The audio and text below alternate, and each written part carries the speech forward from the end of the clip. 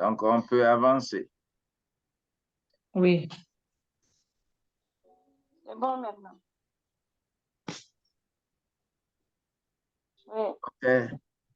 C'est là où on était. Oui. Vraiment, la stabilité de l'énergie. Bon, disons que le roi... Hein? TikTok est parti aussi? Non, TikTok est là. D'accord. Nous sommes sur TikTok. Non, non, non, TikTok, il est là. Nous sommes sur Zoom. Non, TikTok, il est là. TikTok est là. Oui, Zoom. TikTok est là aussi. Moi, j'étais sortie pour aller mettre quelque chose après je suis revenue. Donc, lorsqu'on parle de l'événement, là, il faut que nous soyons attachés vraiment à la chronologie de ce que nous disons. Je disais que Néhémie avait pris sa résolution. Mais les livres de Esther et de Néhémie étaient un seul livre. Pourtant, ces événements ne se passaient pas au même moment. Donc, lorsque nous prenons ce livre de Néhémie, il commence à la 20e année d'Artaxerxès. Bon, vous demandiez d'après le nom Artaxerxès, là, ça veut dire quoi même là? Artaxerxès veut dire longue main. Oui. Ça veut dire quoi? Longue main, la main longue. Ah, c'est difficile de prononcer ce mot. Artaxerxès. Ah. C'est-à-dire, Néhémie, avec cet événement, c'est 13 ans après l'arrivée d'Ezra à Jérusalem. Et ceux qui accompagnaient Esdras à Jérusalem en ce temps, vous allez voir Esdras et dans son livre Esdras 7, verset 7. Mais les deux livres vont de pair. Lorsque nous prenons également ceci, l'arrivée de Néhémie a eu pour résultat les événements, l'arrivée de Esdras plutôt a eu des résultats que nous pouvons retrouver dans son livre quand nous lisons Esdras, les chapitres 7, 8, 9, 10 de son livre, le livre de Esdras. Mais durant les 13 années, les réchappés étaient tombés dans l'opprobre total. Parce que ce qu'on dit là, ce que nous avions lu dans Psaume 137, ce n'est pas encore le comble. Ça a existé avant ce jour-là. Et c'était la misère totale qui était là à Jérusalem. Donc, il est vrai que le temple sera construit parce que Esdras était responsable du temple. Esdras a construit le temple, mais Néhémie va construire les murs. Le temple était construit. Comme il y avait tant de réticences, il y avait des adversaires qui étaient là aussi là, le temple avait eu de difficultés et il y a eu des années et ce n'est plus le temps de Cyrus que les choses vont s'achever. Mais Cyrus va passer, Darius, Artaxerxès, tout ça là va arriver et que le travail va continuer. Tout ça là, ce ne sont que de petites introductions de la chose. Mais deux choses, deux parties, j'ai essayé de mettre ce livre-là en deux parties. Une première partie qui est une étude typique et nous allons apprendre de ces deux parties. Une partie qui va nous parler de comment le mur a été construit, les adversités, il y a eu les leçons spirituelles que nous devons trouver là. C'est ça qui m'intéresse. Ce n'est pas le récit en tant que tel qui m'intéresse, mais ce que nous allons apprendre de ces récits-là m'intéresse beaucoup. Donc, pour cette première partie, le thème, c'est bien sûr la reconstruction des murs de Jérusalem, qui est considéré comme type d'édification du royaume divin sur la terre. Sur cette terre-là, on a besoin de se battre. Si Dieu nous aime, si Dieu est avec nous, cela ne veut pas dire que on va rester les bras croisés et puis Dieu va faire les choses à notre place. La manne ne tombera plus. Ça, tout ce que nous allons gagner ça par rapport à la sueur de notre front, qui n'est pas une malédiction, mais qui est quelque chose d'important pour nous, pour garder notre vie sincère. Bon, lorsque je découvre certaines choses par rapport à la paume de ma main et sous mon pied, parce que tous les organes se retrouvent dans la paume de main et sous le pied. Ton cœur est là-bas, ton foie est là-bas, ton pancréas est là-bas, tes intestins sont là-bas, tes yeux sont là-bas. Ce qui fait que le fait de travailler avec la main ou le fait de marcher, aller et revenir, cela active ta santé. C'est pour ta bonne santé que tu dois travailler. Lorsque tu vas rester dormir, tu vas mourir vite. Parce que la santé ne sera pas ce que ça doit être. Donc, les enfants de Dieu ne doivent pas considérer le travail, quand on dit que tu auras ton père à la sueur de ton front, que l'enfant de Dieu ne considère pas cela comme étant une punition. Mais c'est d'ailleurs plus de médicaments qu'on te donne. Celui qui n'a pas travaillé, qui ne mange point.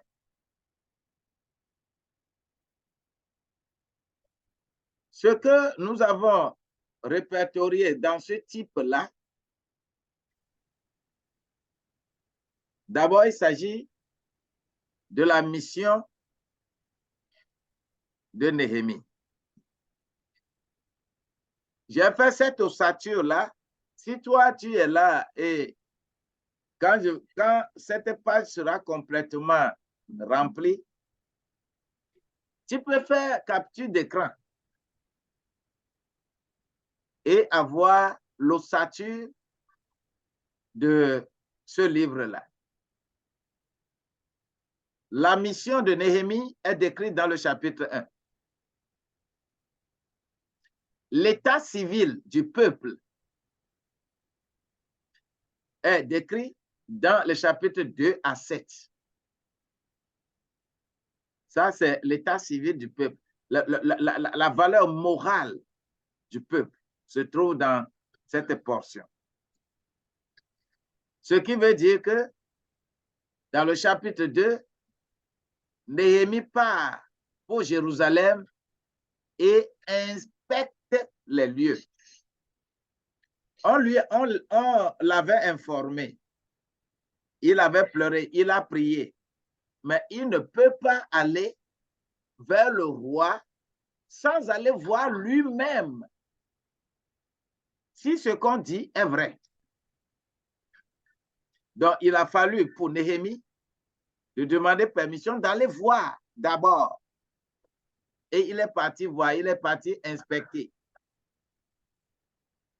Néhémie a vu correctement la muraille et a vu ce qu'il y a comme dégâts dans le chapitre 3. Néhémie, quand il va commencer à faire le travail, dans le chapitre 4, c'était les obstacles de dehors.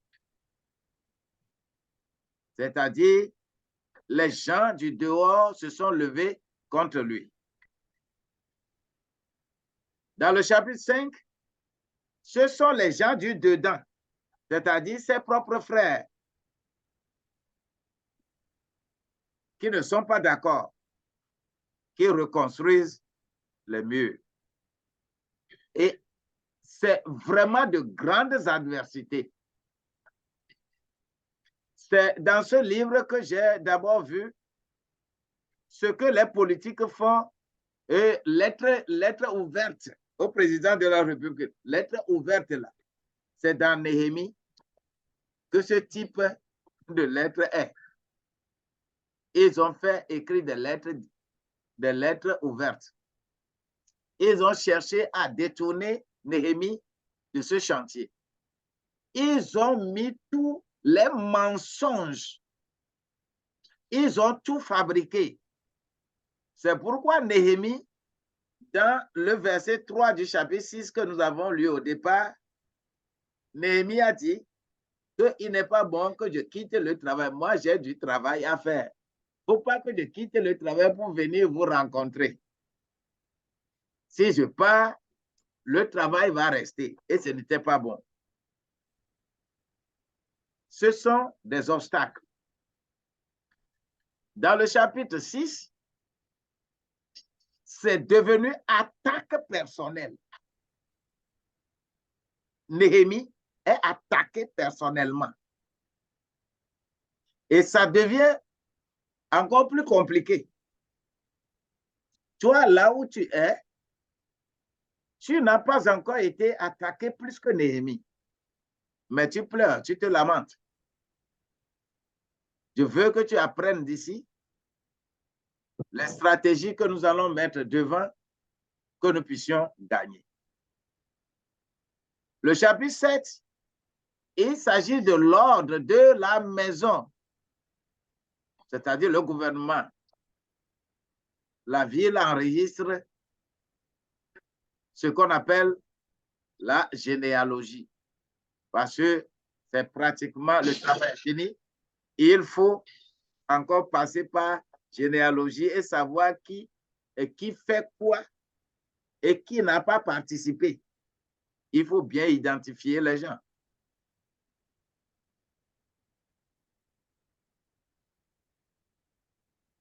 Les chapitres 8, 9 et 10, c'est l'état religieux du peuple. Vous avez vu, dans le chapitre 2 à 7, il s'agit de l'état civil du peuple. Est-ce que le peuple est un bon citoyen? Est-ce que la citoyenneté existe correctement? Mais le chapitre 8 à 10, est-ce que le peuple s'attache à Dieu? il faut également regarder cela.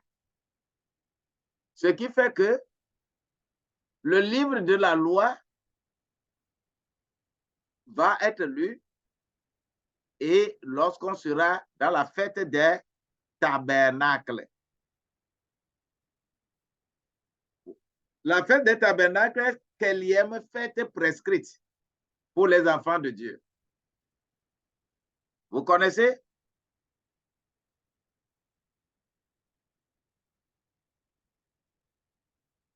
La fête des tabernacles est quelle fête? Prescrite dans Lévitique chapitre 23.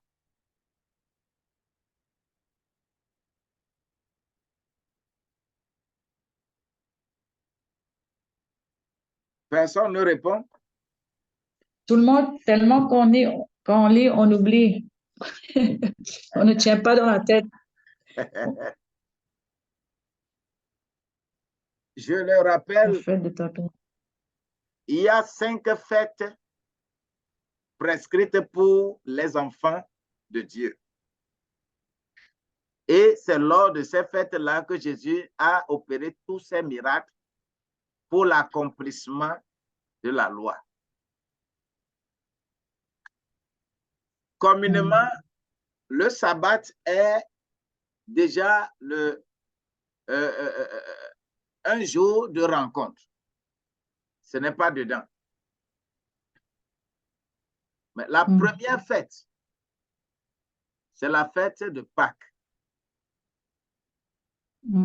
La seconde fête, c'est Pentecôte. La troisième fête, c'est la fête des trompettes. La quatrième fête, c'est la fête des propitiatoires. Et la cinquième fête, c'est la fête des tabernacles. Voilà les 5 fêtes prescrites pour les enfants de Dieu et que Jésus est venu accomplir. S'il vous plaît, vous pouvez répéter parce que moi, je l'écris maintenant. 5 fêtes. Pâques, Pentecôte et puis tabernacle. Pâques, Oui. Pentecôte, Oui. trompette, Trompette, oui. propitiatoire, Propitiatoire. propitiatoire et tabernacle. Oui, ok, merci. Voilà les 5 fêtes qui ont leur sens réel et en positionnant les serviteurs de Dieu, c'est pourquoi il y a 5 ministres.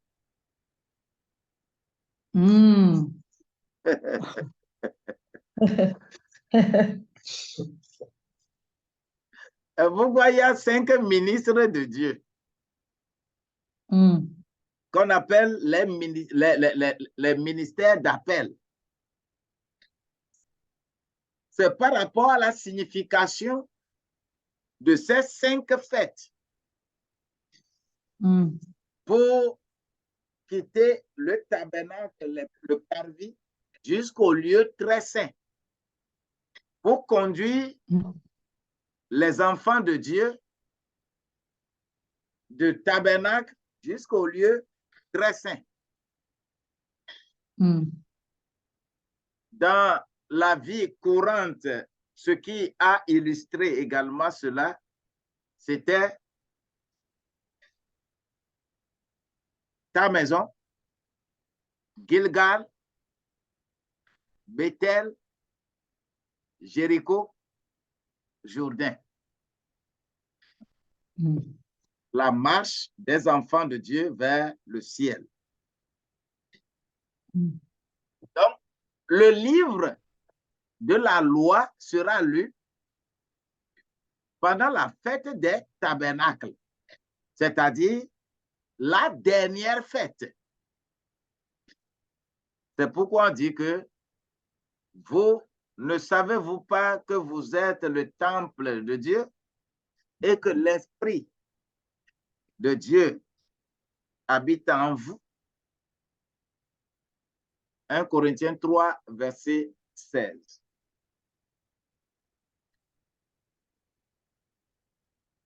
C'est pourquoi là, il y a humiliation et séparation, confession. Parce que après avoir lu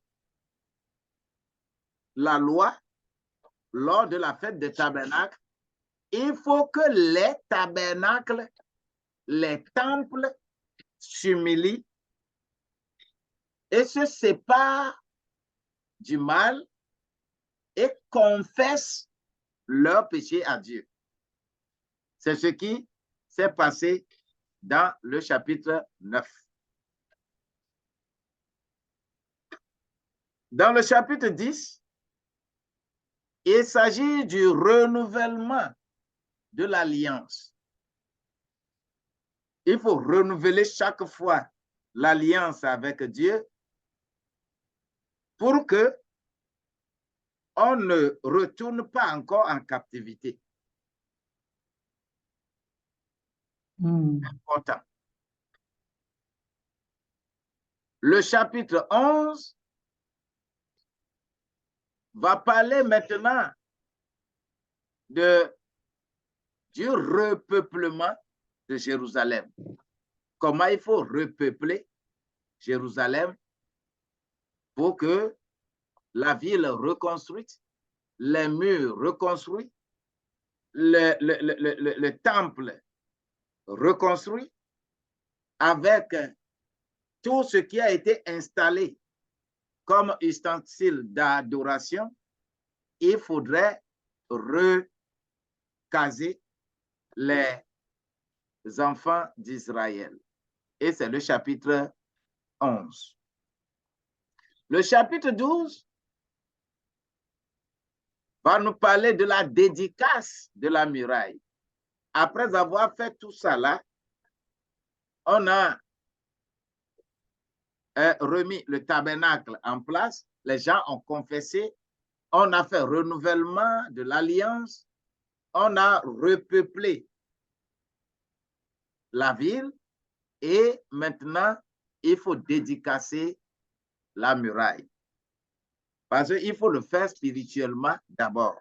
Ceux qui vont rester dans la muraille doivent savoir que la muraille est reconstruite et une fois reconstruite, il ne faudrait pas qu'on retourne encore en captivité.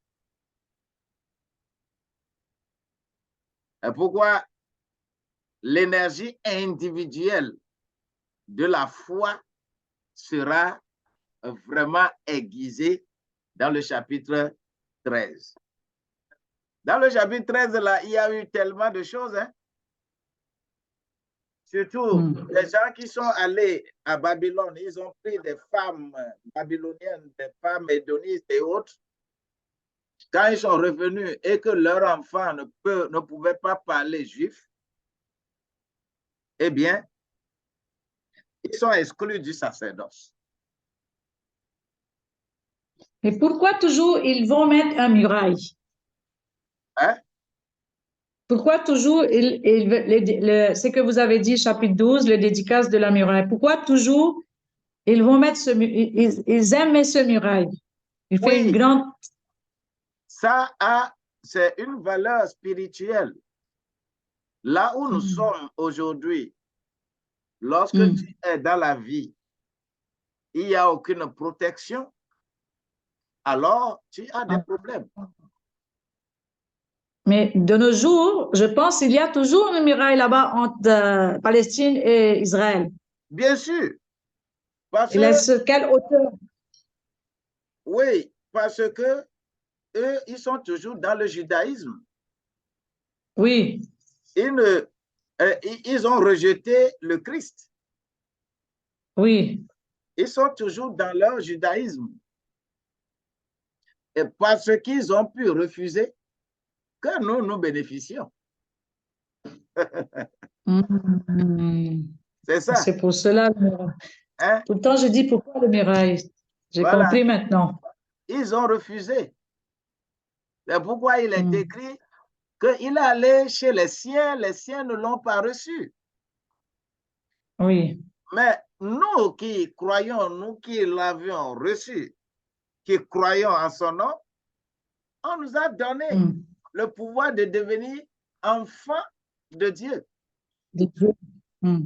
C'est pour cela qu'on dit que nous, là, nous sommes des oliviers sauvages qu'on a amputés pour venir mettre sur la racine de l'olivier urbain. Nous sommes des greffés. Oh. Comme eux, ils ont refusé, on a coupé leurs branches et nous, là, on nous coupe pour mettre. On nous coupe pour mettre. C'est ça le sens spirituel de l'adoration de Dieu. C'est pas facile.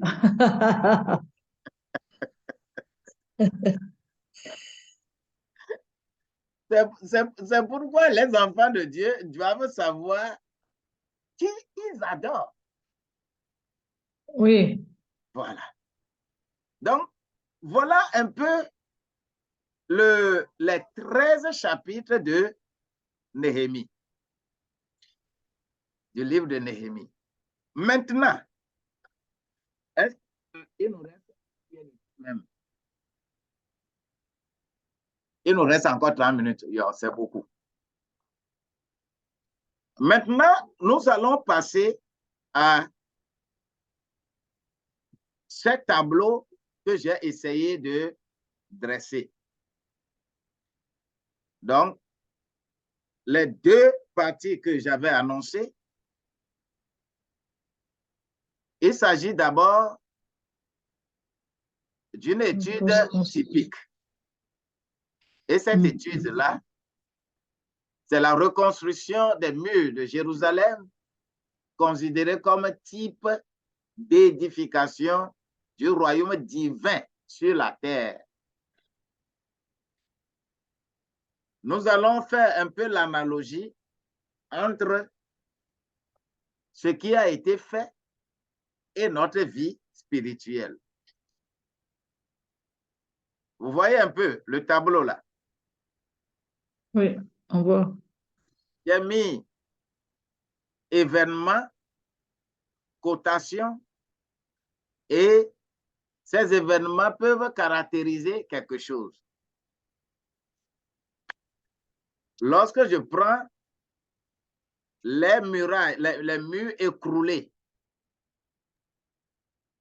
selon Néhémie 1, verset 3, eh bien, ces murs écroulés peuvent caractériser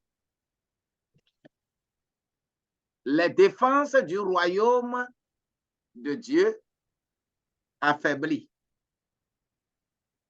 Lorsque nous sommes dans la vie là et nous ne respectons pas les lois de l'Éternel, ce n'est pas pour le bien d'autrui, c'est pour notre propre bien. Quand Dieu dit, ne vole pas, ne commets pas adultère, ne te bagarre pas, ce n'est pas pour le bien d'autrui, ce n'est pas pour le bien de quelqu'un, c'est pour ton propre bien. Parce qu'une fois que tu transgresses ces choses-là, ta muraille s'écroule, c'est-à-dire que tu n'as plus de protection sur toi. Lorsque l'ennemi veut t'atteindre, on t'atteint facilement. C'est ce que affaire de muraille là veut dire. Muraille écroulée, parce que les habitants de Jérusalem, au lieu de respecter Dieu, au lieu de comprendre Dieu et d'être avec Dieu, ils se sont détournés de Dieu. Ils ont pris le chemin pour adorer Baal Astarté. Ils ont mis des autels aux divinités un peu partout. C'est cela qui a fait que leur mur a été écroulé. Donc, toi et moi, faisons attention pour ne pas écrouler nos murs de protection.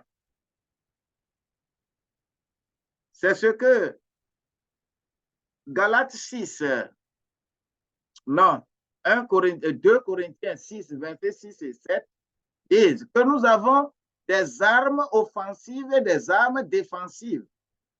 Les armes défensives, c'est notre vie, la vie éthique que nous menons, notre vie qui plaise à Dieu constitue la protection pour nous, pour que l'ennemi ne nous atteigne pas. Donc, si on te dit que la vie que tu mènes là, cette mauvaise vie, change de vie, ce n'est pas du mal on te fait. Parce qu'en menant cette vie-là, ton mur de protection n'existera plus. Quand le diable veut t'atteindre, c'est facilement on t'atteint. Alors que le Seigneur nous aide à garder nos murs de protection et ne pas les laisser s'écrouler. Amen. Et lorsque nous avons la période préliminaire du jeûne et la prière, parce que Néhémie 1, verset 4 à 11, Néhémie a prié. C'est pourquoi cela caractérise l'état d'esprit qui devrait précéder toutes les grandes entreprises spirituelles pour nous. Il faut avoir un état d'esprit de prière. Il faut être devant l'Éternel. Il faut prier. Lorsque ça ne va pas, on ne se lamente pas en se promenant, mais on prie. Il faut avoir cet état d'esprit-là. Très important. Que le Seigneur ne te laisse pas errer et te promener d'ici et là, mais d'être avec lui et il va te protéger au nom de Jésus-Christ. Amen. 3. Le sacrifice de Néhémie. D'une belle position pour le bien de la cause. Néhémie est dans la maison du roi. Il est échanson. Il mange bien. S'il veut boire, il va boire. Il a tout à sa disposition. Mais il va quitter cette position-là, pas pour son propre bien, pour le bien d'un peuple. Et c'est de cela qu'il s'agit pour nous. Cela caractérise le sacrifice toujours requis dans un grand travail doit être accompli. Ne regardez ni à gauche ni à droite lorsqu'on a la possibilité de jeûner, de prier pour quelqu'un, de faire un travail pour que quelqu'un puisse avoir le salut de Dieu.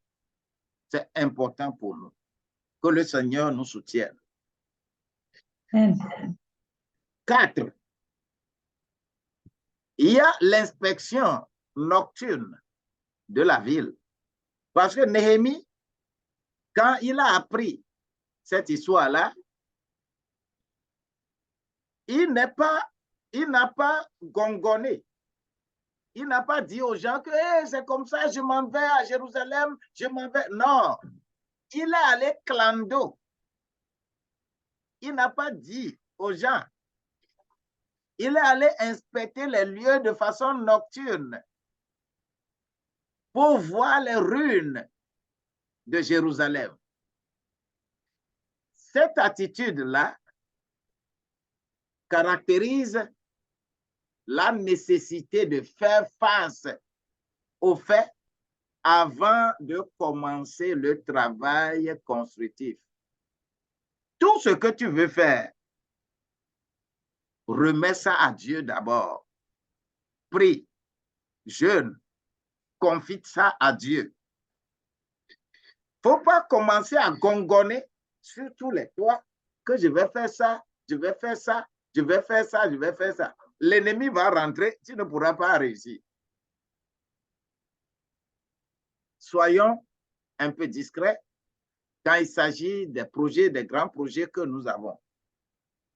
Que l'ennemi commence à voir ça avant de se rendre compte que tu as la victoire.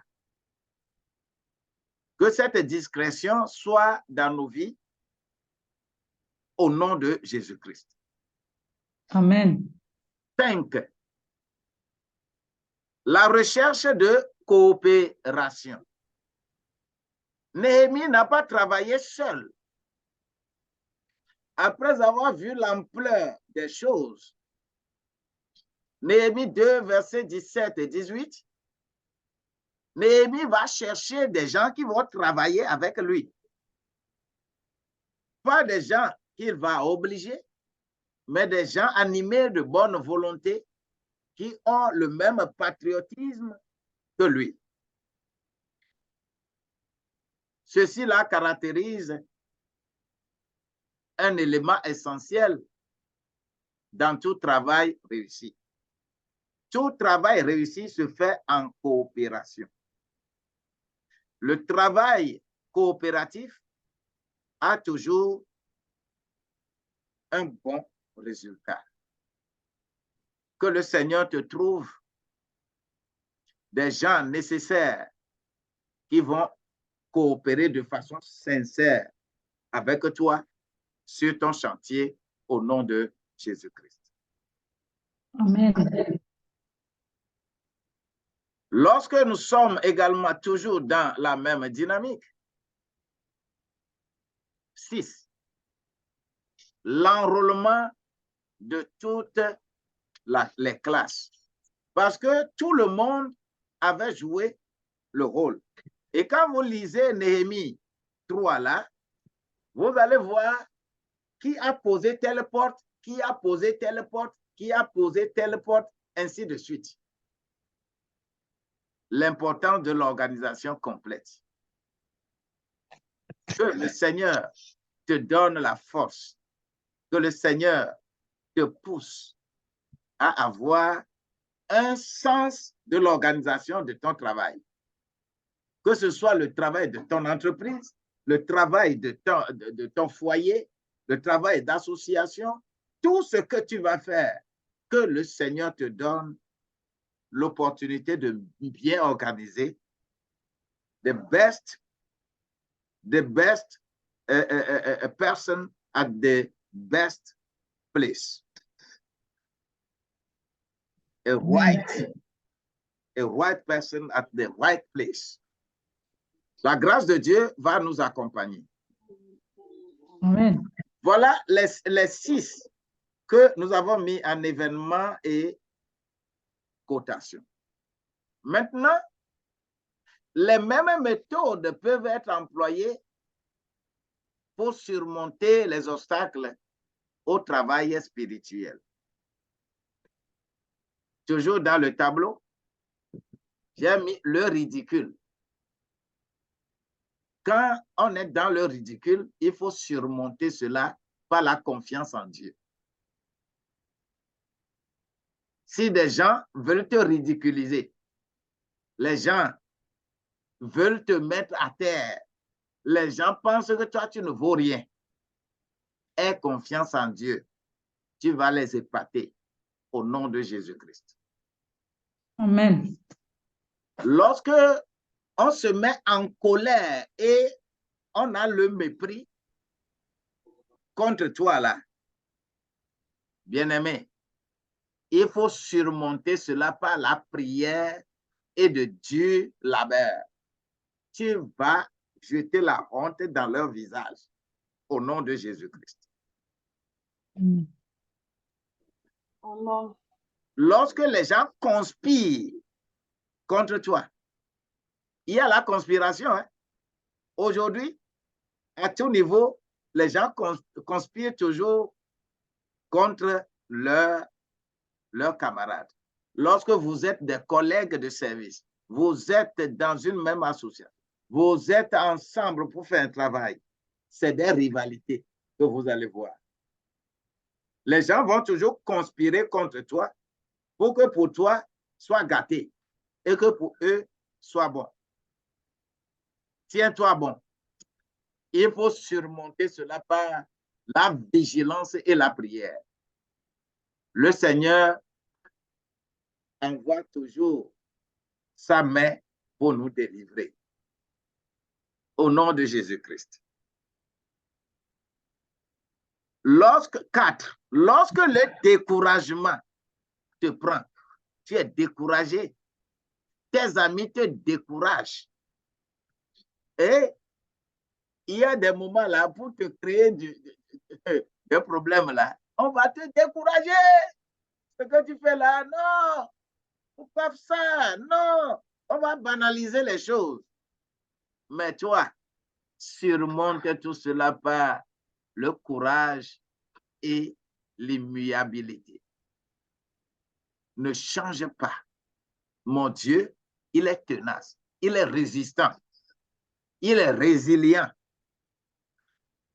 C'est cela qui nous confère et nous avançons au nom de Jésus-Christ. Vous devez, c'est très enrichissant, ce livre de Néhémie.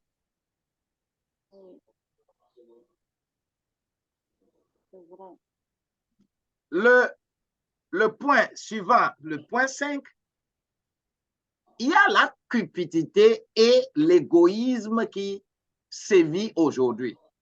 Il y a des gens qui sont suffisamment cupides, c'est-à-dire, ils ne sont jamais rassasiés. Si tu penses que tu vas travailler avec quelqu'un et que quand il sera rassasié, il va te donner quelque chose là. L'être humain n'est jamais rassasié. Tu vas mourir comme ça.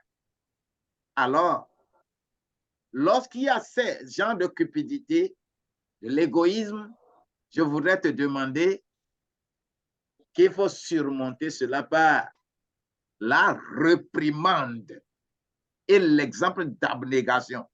Parce que là, tes yeux doivent devenir rouges. Ah, nous sommes tous venus dans la vie là pour trouver à manger. Tout le monde veut le bonheur. Ne permets pas à quelqu'un de venir attraper son bonheur devant ta porte. Ne le fais pas, ne le permets pas. Lui va poursuivre le bonheur jusqu'à, c'est devant ta porte qu'il viendra attraper son bonheur. Le bonheur qui frappe à toi, à ta porte, et lui va venir l'arracher. Il faut faire attention. Tes yeux doivent devenir rouges. Et c'est de là où certains appellent dangerous prayer. Et dangerous prayer existe. Que le Seigneur nous bénisse. Donc, le travail accompli, les ennemis confondus par l'effort persistant de Néhémie. Il faut que tout adversaire, tout ennemi puisse constater que nous sommes résistants. Et nous allons atteindre le bon bout au nom de Jésus-Christ. Sois béni et suffisamment béni. Et voilà la seconde partie, la dernière partie, le dernier slide qui est ici. Il s'agit des événements de clôture. Après avoir fait les fêtes, après avoir fait dédicacer, après avoir fait toutes ces choses-là, il faut maintenant passer à la répétition et l'exposition de la loi divine. La loi, on doit rappeler tous les jours à nos enfants. Rappeler ça tous les jours à tous ceux qui sont autour de nous. Il faudrait faire cette répétition et c'est très important. Le chapitre 8. Le chapitre 9, jusqu'à 10, verset 39, il s'agit de la confession des prêtres et lévites et l'acceptation de l'alliance. Parce qu'il faut que nous confessions nos péchés. Les prêtres, les lévites, chacun à son tour dans cette confession. Toi aussi, ne cesse de confesser le nom de Jésus tous les jours pour toi-même et pour tes enfants. La troisième chose là-bas, il s'agit de l'appel pour que le peuple demeure à Jérusalem. Il ne faut plus laisser les lieux pour que les charognards, les étrangers, les adversaires viennent peupler là-bas. C'est comme ça Israël a fait et que Samarie là est peuplée par 7 peuples très méchants. Ne laissez pas votre terre habitée par les méchants qui finalement transforment cette terre-là à autre chose et que la terre va continuer à crier sur vous parce que le mal qui serait versé là-dessus là, va être contre vous. Et 4, il s'agit de la dédicace des murs, le chapitre 12. Et le 13e chapitre va parler maintenant de la réforme sociale et religieuse. Je vous aime beaucoup. Voilà le livre de Néhémie étudié. Soyez bénis. Amen.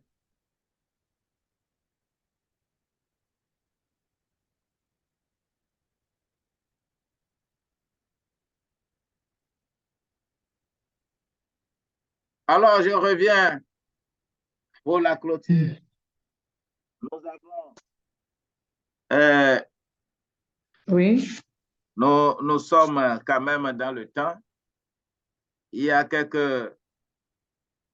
au moins 7-8 minutes, on pourra clôturer.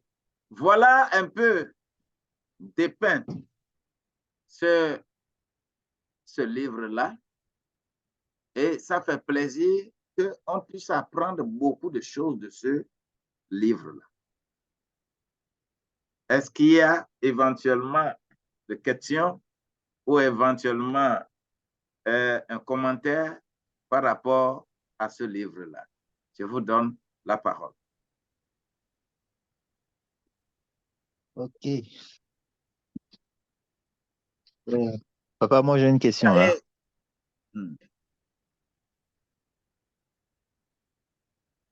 Allô? Oui.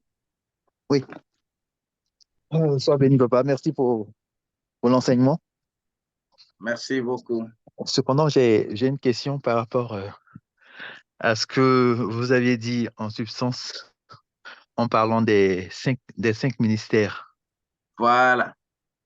Et vous avez dit que ces 5 ministères ont une correspondance au cheminement de comment on appelle, du tabernacle, c'est-à-dire depuis la cour, le parvis, le lieu saint et le lieu très saint. Voilà. J'aimerais bien que vous nous donniez encore des détails dessus.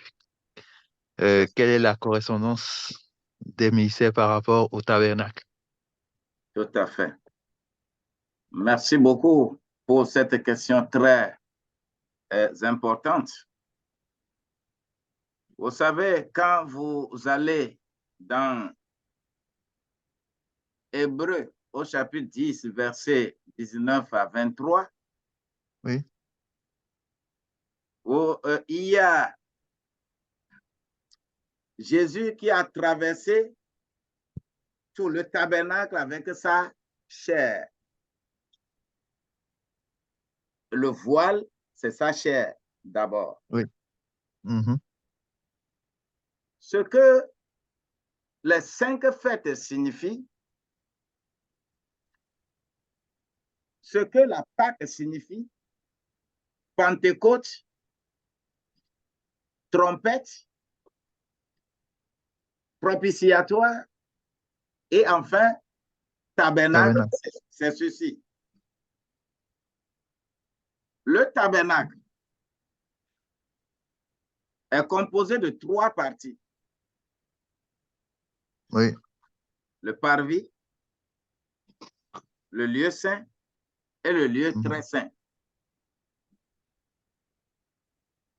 Le parvis, dans l'adoration, il s'agit de centre de prière. C'est ça, parvis,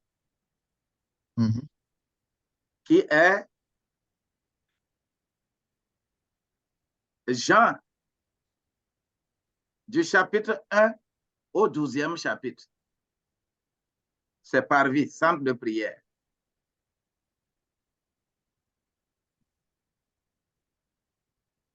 Et centre de prière, ce n'est pas pour rien qu'on commence par, dans Éphésiens au chapitre 4, versets 11 à 13 là, ce n'est pas pour rien qu'on commence par l'apôtre. Premièrement, l'apôtre, son rôle, c'est d'identifier là où on peut implanter une église. C'est son rôle. C'est l'appel qu'il a reçu. Maintenant, après l'apôtre, c'est qui? C'est le prophète. C'est prophète. Prophète, c'est dénoncer le mal ou bien identifier le mal qui se passera lorsque l'église sera installée. Nous devons savoir.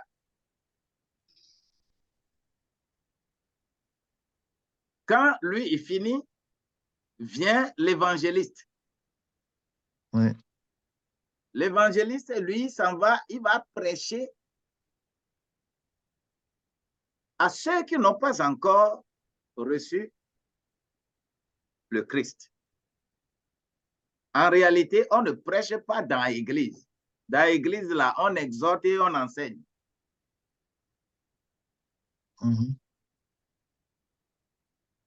C'est pourquoi dans les parvis, c'est le lieu de travail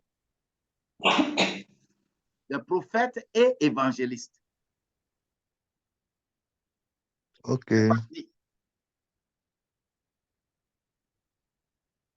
On met prophète, on met évangéliste à côté. C'est les deux, c'est leur lieu de travail, c'est centre de prière, c'est-à-dire parvis de l'église.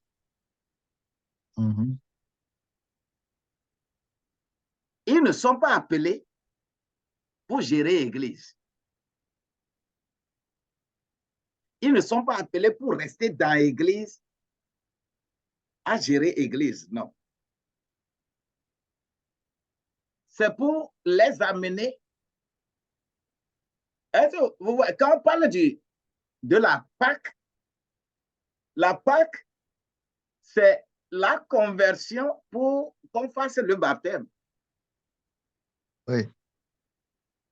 Et ceux qui doivent parler pour que le cœur de ces gens du monde soit touché, c'est aux prophètes et aux évangélistes. Dieu a plus donné ça. Il n'a pas donné ça au pasteur, au docteur.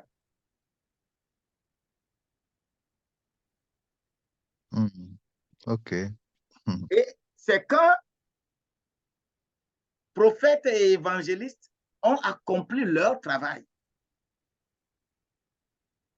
qu'ils doivent transférer les brebis là dans l'église. Là où se trouvent pasteur et docteur. OK. Est-ce que tu vois? Oui, c'est intéressant. Et les pasteurs, eux, ils exhortent En exhortant, on peut ne pas. C'est pasteur qui peut dire au lion que on ne mange pas la viande ici, mais on mange l'herbe. Évangéliste ne peut pas lui dire. Prophète ne peut pas lui dire. C'est pasteur. Qui peut dire au lion, au loup, à la panthère, que ici, là, on ne mange pas la viande, mais on mange l'herbe. Et ils vont commencer à manger l'herbe. Isaïe 11.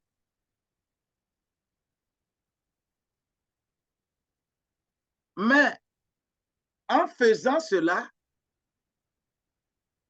le pasteur peut fermer les yeux sur certains principes doctrinaux. Comment lui va faire pour que les gens soient ensemble, c'est ce qui le préoccupe. Et raison pour laquelle il faut déposer docteur à côté de lui. Parce que le pasteur parle aux brebis, exhorte les brebis. Alors que brebis, là, c'est tous les animaux domestiques, plus les animaux sauvages qu'on a domptés pour amener. C'est ce qu'on appelle les brebis. Oui. Mais le docteur a le rôle de transformer les brebis en agneaux. Parce que Dieu a besoin d'agneaux. Dieu n'a pas besoin de brebis, c'est nous qui avons besoin de brebis.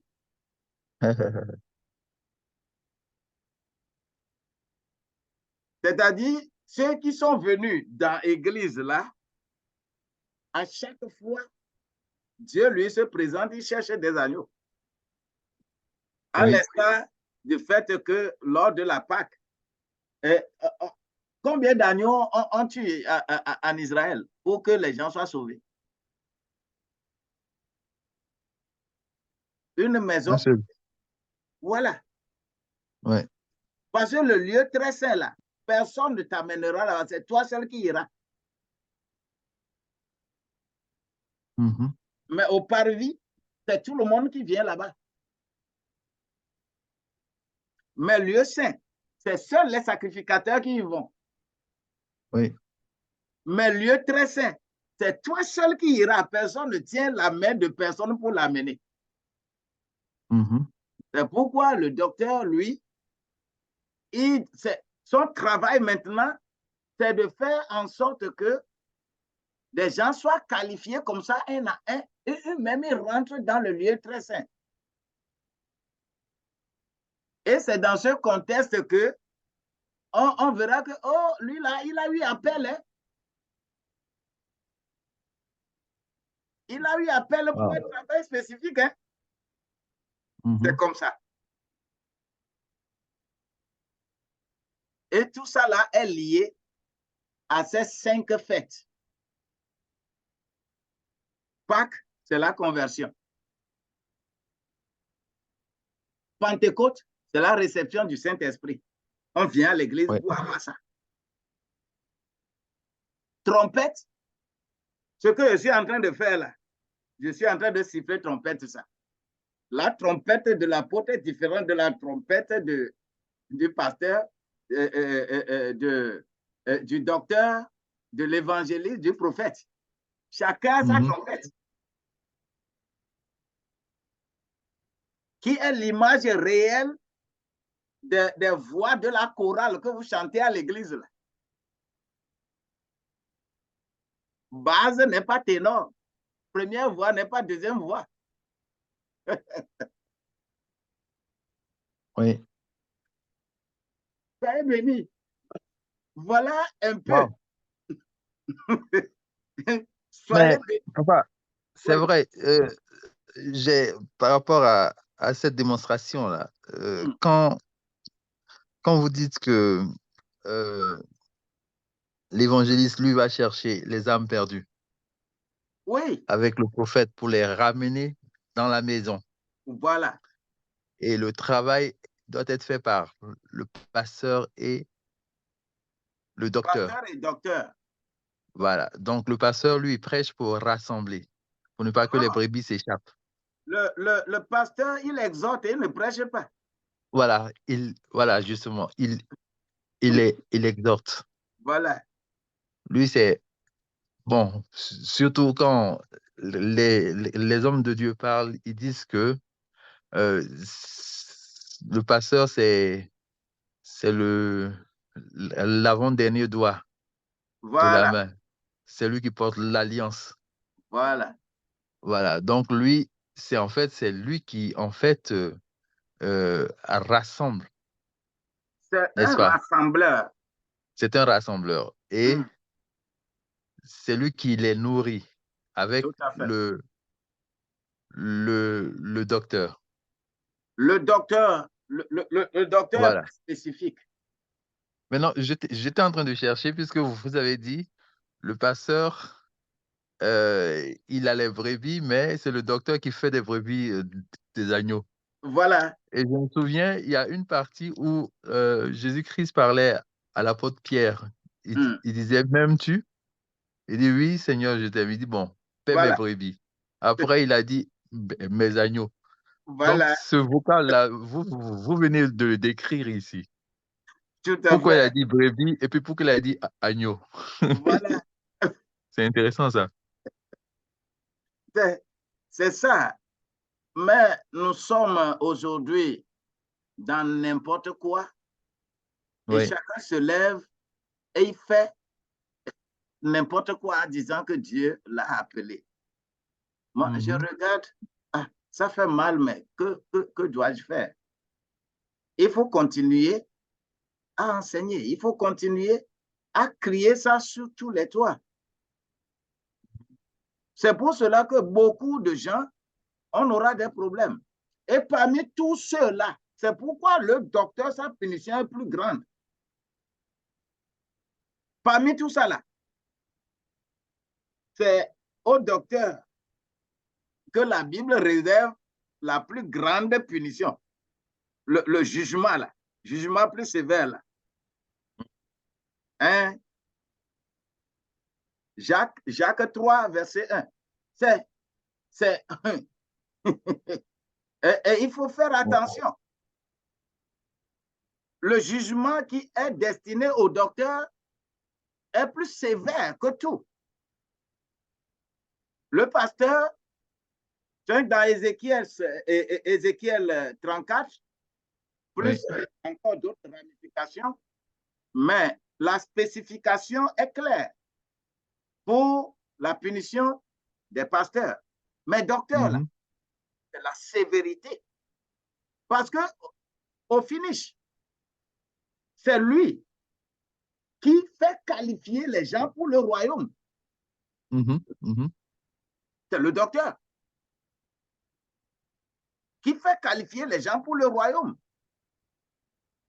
Tu es parti, évangéliste, prophète, tout ça là, tu as crié. Les gens sont convertis. Tu les as amenés dans l'église. Tu ne les as pas encore amenés dans le royaume des cieux. Hein? Ah. C'est dans l'église, dans la religion, tu les as amenés. Mhm. Mais le royaume des cieux est spécifique. Et il faut faire attention. Que le Seigneur nous aide. Notre temps a avancé. Waouh, waouh, waouh, waouh. C'est intéressant, ça. Soyez bénis, suffisamment bénis. Et, Amen.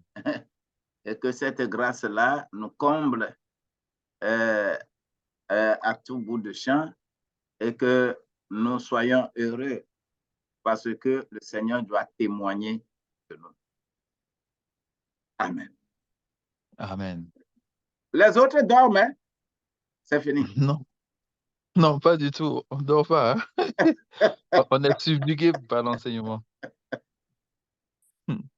Merci beaucoup, le Vraiment. bien-aimé. On a encore beaucoup de questions, mais comme le temps est parti, Le temps est parti. on va remettre ça. On va remettre ça Ça fait le mardi prochain, ça. Waouh, c'est vraiment Ouais. long, hein? C'est le mardi que nous faisons à l'école biblique. C'est ça, effectivement. Hier, Ok, le lundi, c'est l'école entrepreneuriale. ouais, ouais, ouais. En tout cas, c'était vraiment riche d'entendre cet enseignement aujourd'hui. Il y a beaucoup de choses que je découvre là. Ah, Ouais, ouais, ouais, ouais, ouais. soyez bénis. Wow. Amen, amen, amen. Et c'est pour cela que je te demande de prier pour clôturer ça. Et Ok, que, d'accord. Prions. Tante alléluia. Père, nous voulons te dire encore une fois merci. Merci pour cette belle journée que tu nous as accordée. Le soleil s'est couché et nous allons bientôt, Seigneur, fermer les yeux. Mais Seigneur, avant de nous reposer, nous voulons toutefois te remettre, Éternel, nos âmes entre les creux de ta main, afin que tu nous protèges par ton précieux sang. Seigneur, merci pour cet enseignement que nous avons reçu, Seigneur, mon Dieu, qui est un enseignement de qualité, Seigneur, notre Dieu. Donne-nous de le serrer dans notre cœur et de le pratiquer, Seigneur, afin d'être toujours dans la vérité, Seigneur. Bénis ton serviteur, éternel notre Dieu, qui nous a apporté cet enseignement. Remplis-le encore davantage afin que, Seigneur, nous puissions, éternel notre Dieu, nous abreuver à ses pieds, comme Marie était assise aux pieds de Christ, Seigneur mon Dieu. Merci. Seigneur, c'est un privilège, éternel mon Dieu. Les personnes vont jusqu'à des universités, des écoles bibliques, Seigneur, pour recevoir ces grands enseignements. Mais toi, tu nous le donnes gratuitement, Seigneur, ton Dieu. Alléluia. Et en retour, je Amen. voudrais que tu te souviennes de ton serviteur éternel. Bénis-le, bénis ses enfants, bénis ses Amen. petits-enfants, Seigneur, mon Dieu. Que tout ce que tu fais, éternel, mon Dieu, souviens-toi de ton serviteur en premier. Que la Yes. gloire te revienne. Merci aussi, Seigneur, pour nous tous qui sommes là, éternel, mon Dieu. Maintenant que nous allons nous séparer, Seigneur, nous te remettons toutes choses. Donne-nous un sommeil doux et réparateur et renouvelle encore nos forces pour que demain nous puissions, éternel, accomplir ta volonté Alléluia. à ta grâce. Que la gloire et la louange se reviennent au nom puissant et glorieux de notre Seigneur et Sauveur Jésus-Christ. Amen. Amen. Amen. Amen. Béni, Amen. béni, béni, mon frère Aïe, Doré, Chantal, que la grâce Amen. Amen. de Dieu vous soit abondante. Ça fait Merci plaisir. beaucoup, papa. Merci Shalom. beaucoup. Merci beaucoup. Bonne nuit. Bonne nuit, je vous Merci. aime Au beaucoup. revoir. Au revoir. Au revoir. Bonne nuit tout le monde. Bonne nuit, Bonne Bonne nuit. nuit, bonne nuit, Doreen. Bonne nuit. papa. Bye Bonne bye. nuit, frère, frère, Aïe. Bonne nuit. Right. Bonne nuit. Bonne nuit.